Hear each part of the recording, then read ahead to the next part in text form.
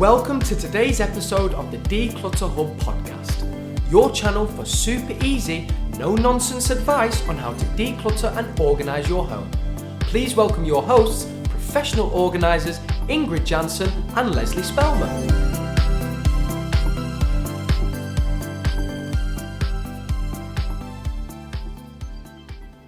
Hello and welcome listeners to episode 106 of the Declutter Hub podcast. I'm Lesley. Today's episode is slightly different because I am talking to my kids to see whether living with a professional organiser all their lives has taught them anything good or bad about decluttering and organising. It's quite interesting really, because one of the things that we get asked about over and over and over is what people can do to get their children involved at home. And people really do carry the burden of the home on their own shoulders, and their kids quite often don't help. So hopefully today will give you a little bit of insight into what I did to encourage my children to get involved. I'm not going to lie, this has been a little bit scary so far. We've been breaking open the wine and the beer, and I'm like, I don't think you're quite getting this, kids. This is a professional podcast. So this is going to be quite fun, I think.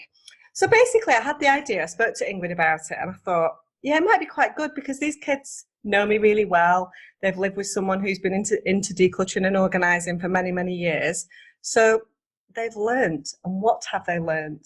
And I'm interested to know that from them. So welcome, kids. I want to say, first of all, hello to Luke, who's my eldest son.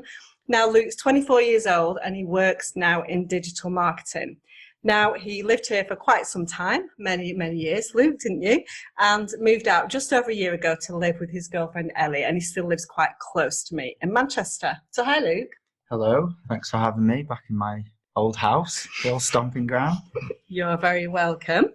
So then I want to say hello to Leah, who's next up. Leah's my daughter. She's 21 and she's just come back about 6 months ago to live at home after graduating from university with a business degree.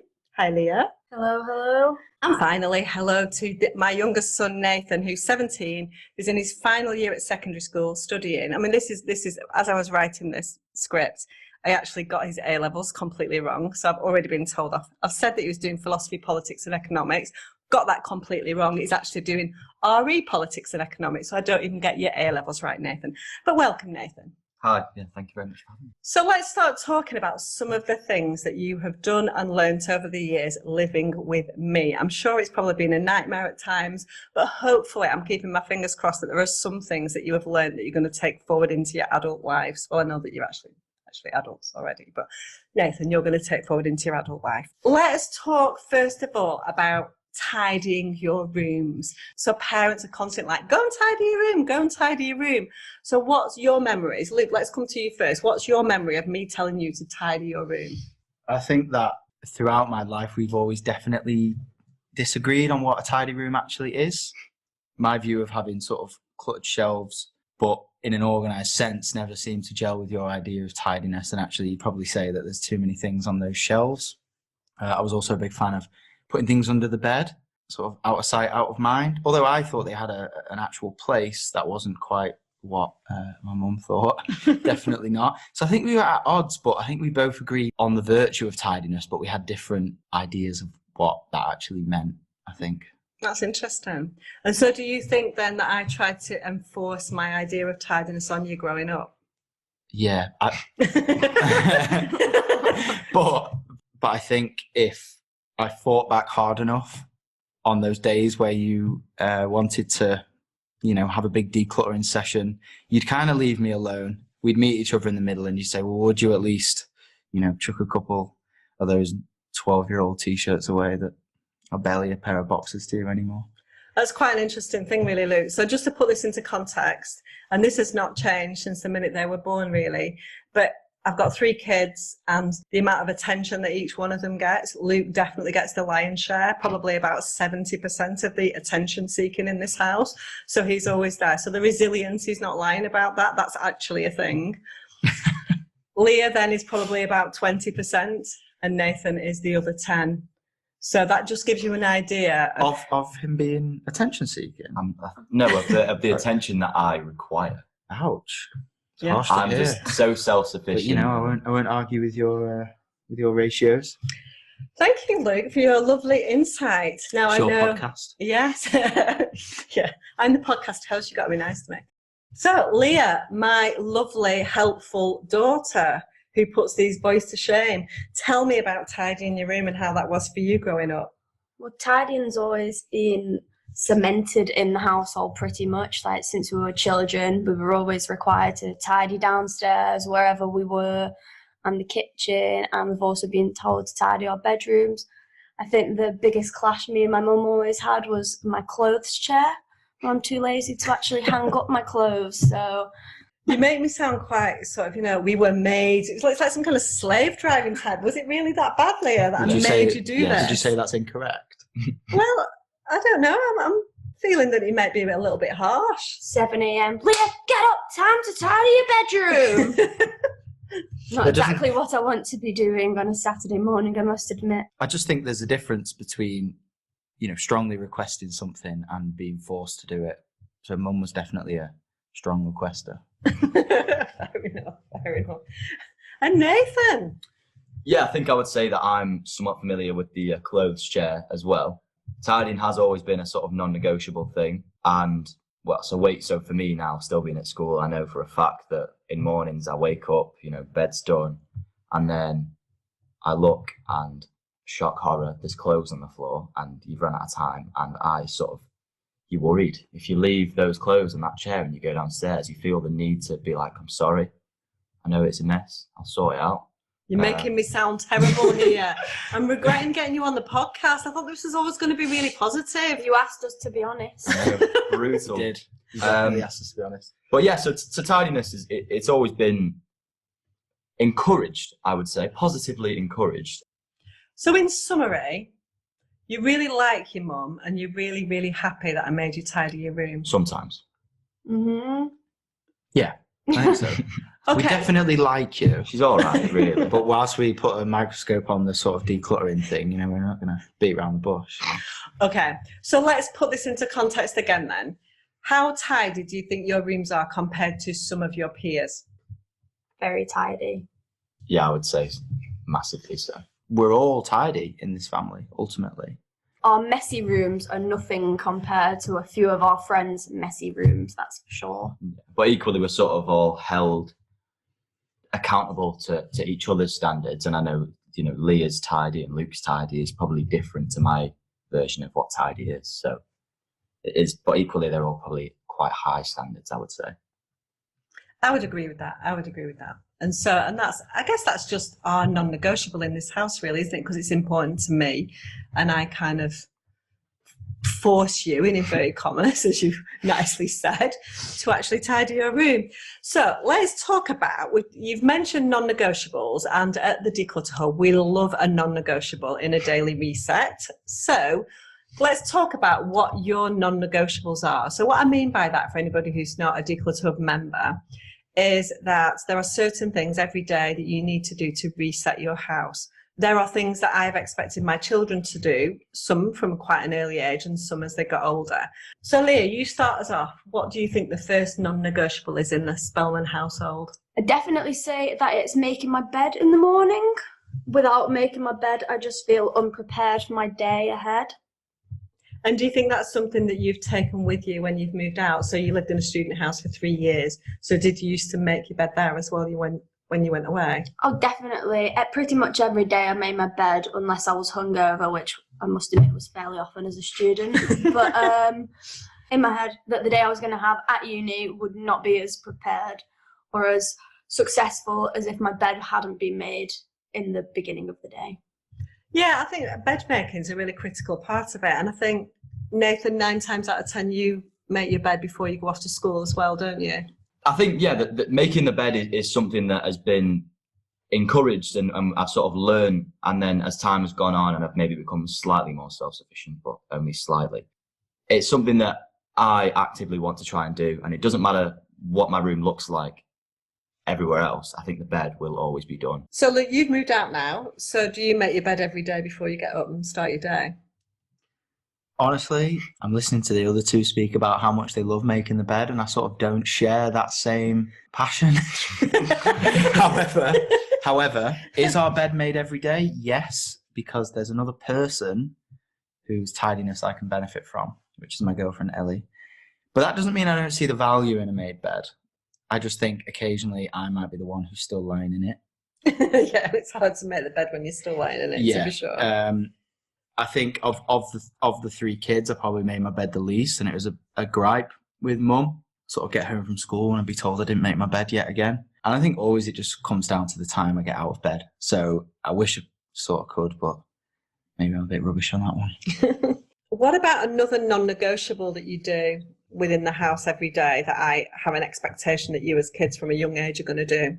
I suppose not every day, but something we always need to keep on top of for sure is the cubby, which I think is probably different for Luke and for Leah, but for me, that always requires prompting. But most of the time after prompting, I will then go and do it. So that's obviously just our washing that's not necessarily hung up is then in that cubby, and then that's down to us to organise and stick in drawers and what have you. But that's something as well which, well, I'm not very good at, and it can often sit in my room for an awful long time, but it will get done eventually. With that forcing that you mentioned before, basically, wasn't it? The kind of forcing of a parent that you mentioned before. Leah, do you want to explain a little bit more about the cubby? Because I feel that might be a Spelman phrase. So do you want to explain exactly what the cubby is, just for our listeners? So basically, in our washing room, we have movable drawers that all pull out, each labelled with our name in, and that is basically where all of our underwear and pyjamas all go. And then we have to, maybe once every few days, once a week, we all go and empty our own cubby. So mum does the washing, we do our emptying of the cubby, which is only fair, I would say. And do you have a similar system to that now that you've moved out, Luke? Do you have that kind of emptying the laundry and taking it upstairs, or do you do it all in one go now? Ultimately, we've got less clothes. There's only 2 of us, so it doesn't warrant cubbies as such. But that same idea of just kind of getting it done, you do the wash, put it where it needs to go. You can leave it till after tea or whatever, but just don't leave it till the next day. That's definitely carried over into life, because I think for a long time it was just putting it off and making a job harder for yourself. Ultimately, no one wants to put away socks, but you got to do it. So just get it out of the way. It's definitely something that mum's instilled into us. So I reckon there's a couple more that we've pretty much always had. I remember it in every house we've kind of lived in.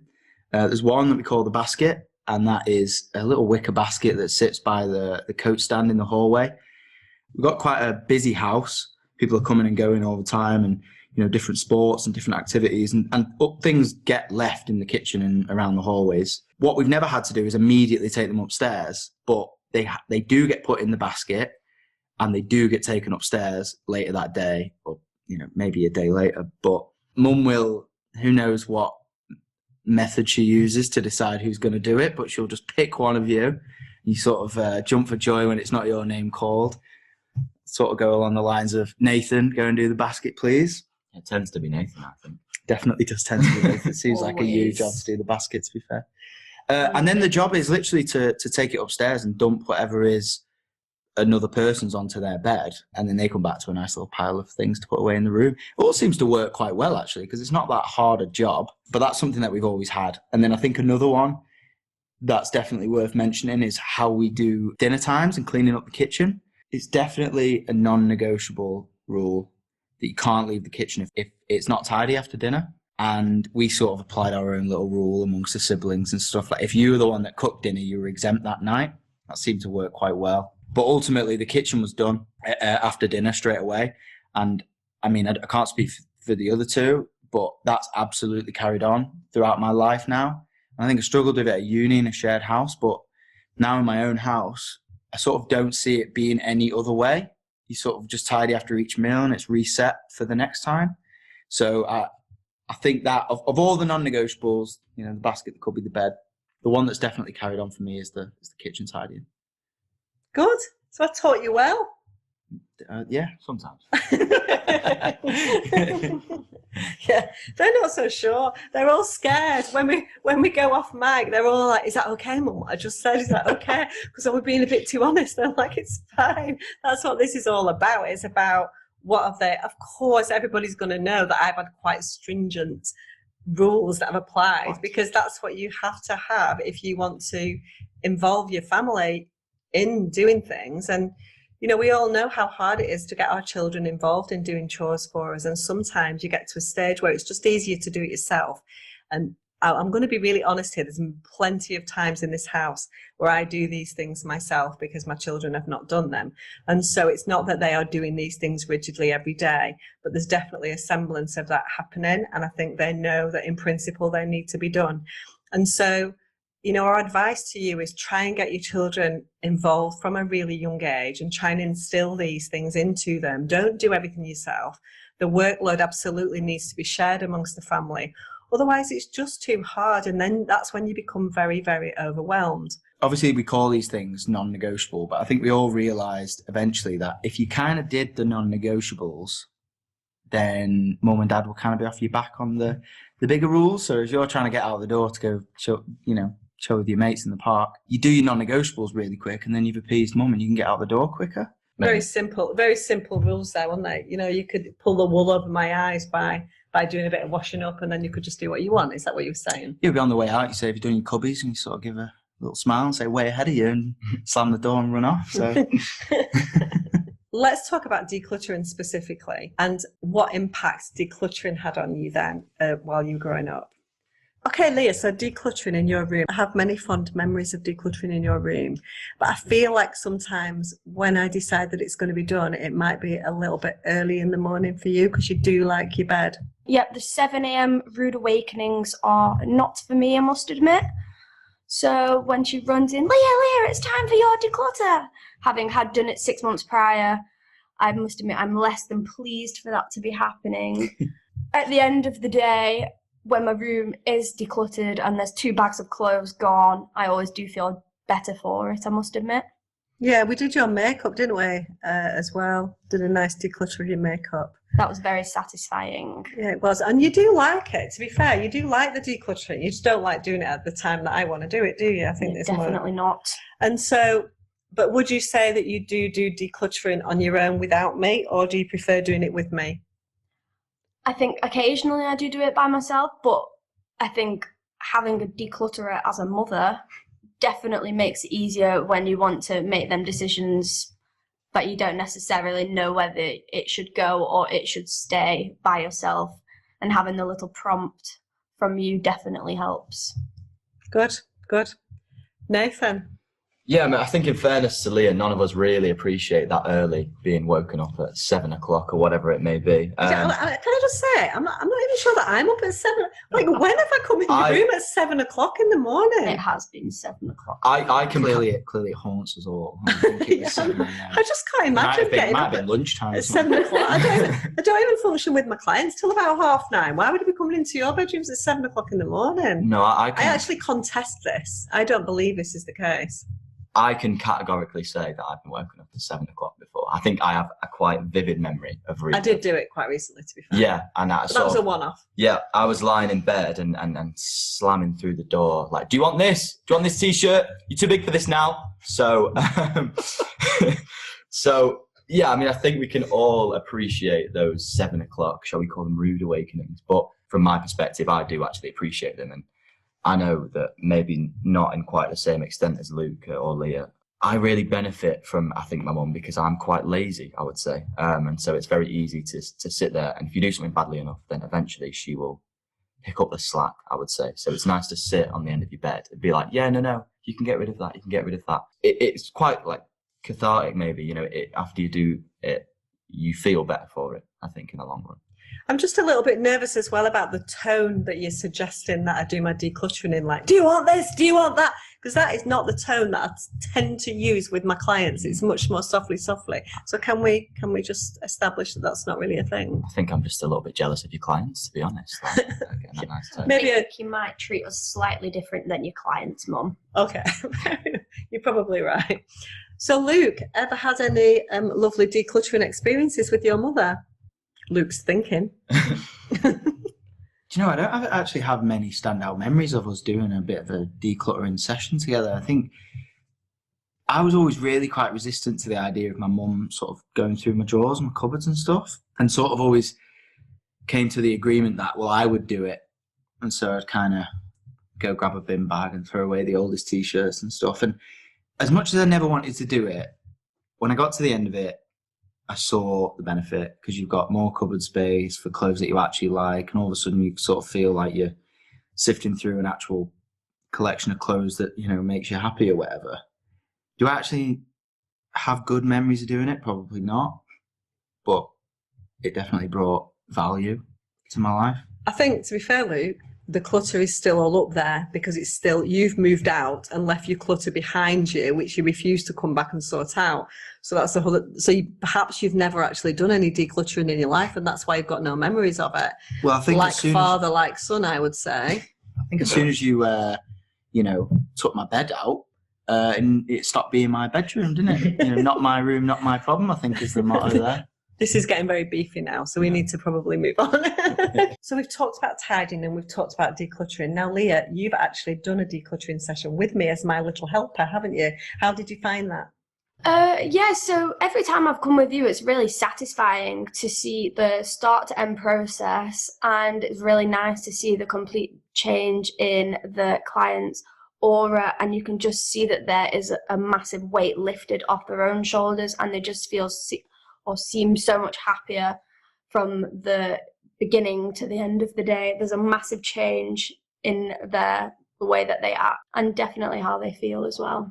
Oh, it was really good fun, actually. You were great. I think poor Leah, actually, as well as that, is firmly immersed at the moment in doing everything with the Declutter Hub members area as well. So she's living, eating and breathing decluttering at the moment, aren't you? I am indeed.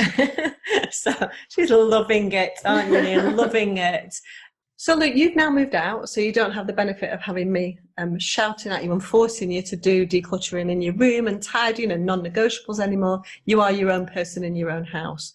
So is there anything that you feel that you've learned along the way that's been helpful, or is there anything else that you wanted to add? I definitely feel like, without realising at the time, I was taking a lot of these things in. You know, kids and parents will always sort of clash whenever there's chores involved. But then as soon as you're kind of paying rent, you sort of look back on and think, oh God, I really see how I was a bit of a pain back in the day. Because I thought it was the worst thing ever, picking a towel up off the floor or something like that. But I think as I've moved out and sort of paying my own rent, it's not really at uni anymore where, you know, things are a little bit different. I sort of see the appeal in tidying as you go, kind of resetting a room and taking it back, and even like giving it new life. Our spare room certainly goes from being a glorified drying room, it's got nowhere else in the house for the racks, you know, to a clean and tidy spare room, and we set like the TV up and Xbox and nice lamp, and it becomes like a new space. But that's only when we actually make the effort and kind of do it. And so, without realizing, our little arguments and the non-negotiables you had to kind of get out of the way on a Saturday morning if you wanted to go and see your friends were actually really quite beneficial.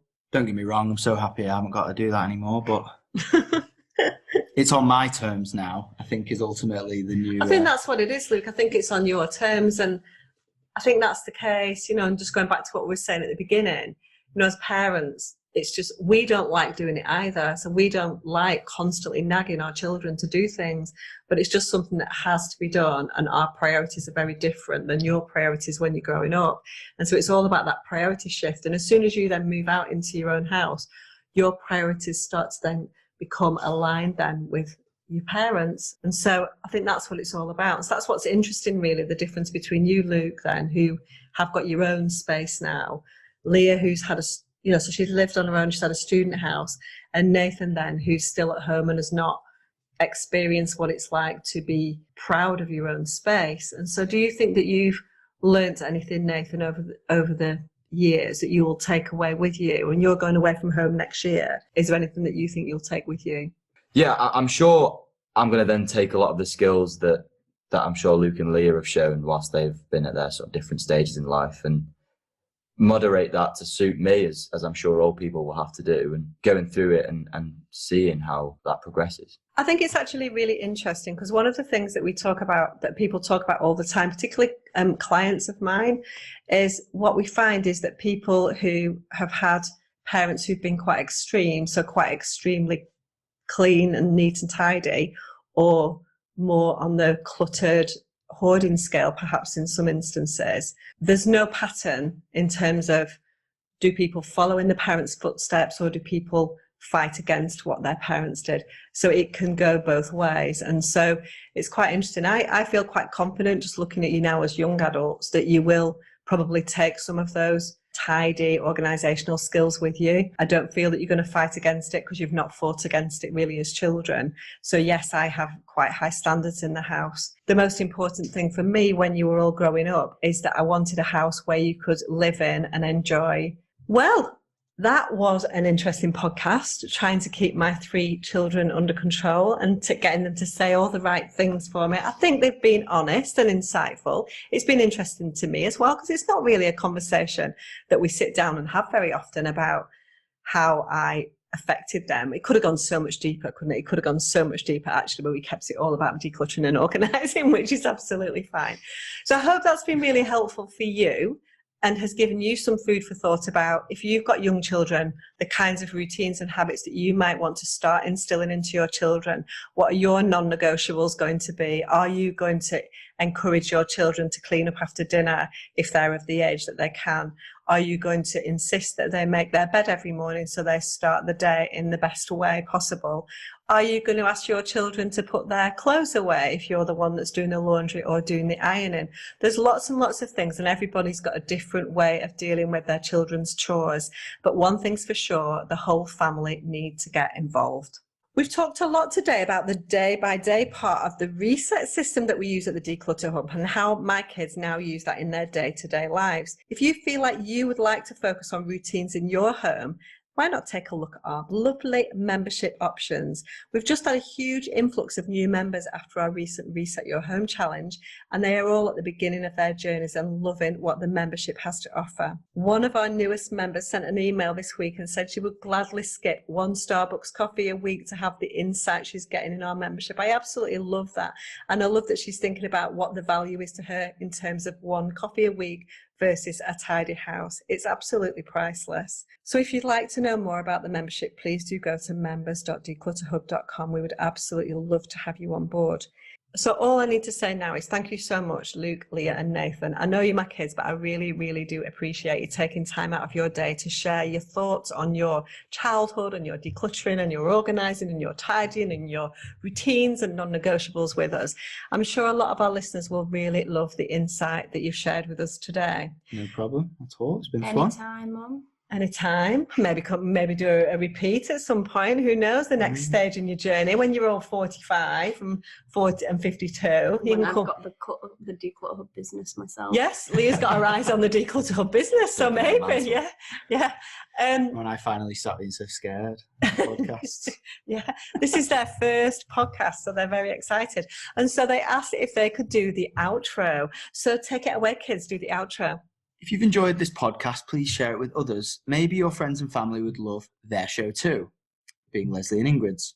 On their show notes page, on their website, you can find sharing buttons. If you want more handy tips and advice from Lesley and Ingrid, you can find them in lots of places. They have a fab supportive Facebook group called the Declutter Hub Community, which is a great starting point. They've also got Instagram, Twitter and Facebook, and you can find them as Declutter Hub. They'd love to see you there, as would I, as part of the Declutter Hub business now. Take a look at members.declutterhub.com to find out more about their VIP membership. If you don't want to miss out on the next podcast, subscribe to the Declutter Hub podcast and it will pop into your notifications each Friday. They've been asking for reviews, which do make a huge difference to them. So if you've enjoyed today or any other of the podcasts, they would love to hear and so if you've enjoyed today or any of the other podcasts, they would love to hear. It's the same point 4 times. This is what I'm like. And so if you've enjoyed today or any of the other podcasts, they'd love for you to take a couple of minutes out of your day and leave a review. Thank you so much for listening. And that is a wrap. See you next time, boys. We're out. Mic drop. Mic drop. Thanks for listening to this week's episode of the Declutter Hub podcast. Check out declutterhub.com for more inspiration and don't forget to tune in next week.